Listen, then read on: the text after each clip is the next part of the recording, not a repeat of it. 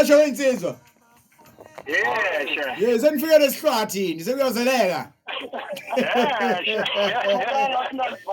Yeah. Kodwa ngithi hey, be.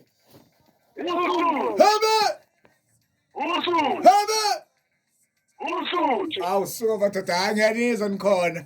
Nikhona. Hey bafowethu Valelisani insizwa kwethu isikhathi emsakazweni sivele sishibiliye ngendlela eyisimanga ke niphinde ninxenxe nje nabalaleli bebengazi ngomkhaya ukuthi senikhona zikhona ingoma ziya downloadeka kwenzekane inkundla zokuxhumana bese nisina nithethelane madoda akaqale khomba nani ngemini niyabukana lapho uthi bawuzoqala aqale nombani.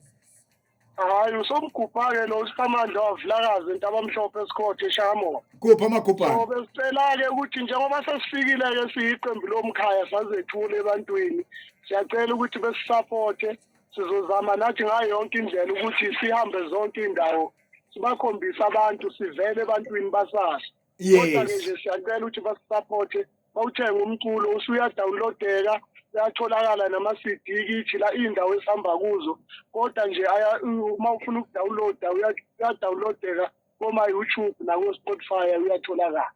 Suka madoda siyabonga kakhulu ke mfethu tetele omunye isimozi utheni.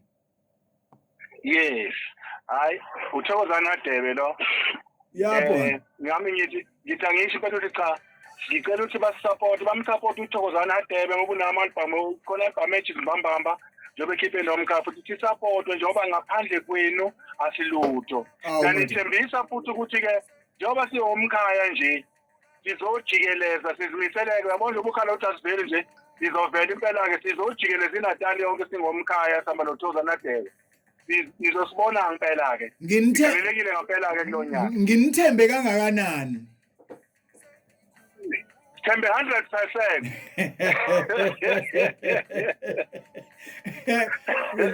Ngeke amtshela baba uPhoso ukuthi lonyaka ufana neminye iminyaka lo sizojikeleza ngempela njengoba namanje silindele nje ukuthi masiqeda interview kuwe siyopractice ngoba sinomsebenzi ntambama khona lapha eRoad Depot around Soweto. Oh yes ibhlungu somkhaya impela khona lento abathi ngesilungu ama-empty promises siyacela kungabi njalo angeke impela ke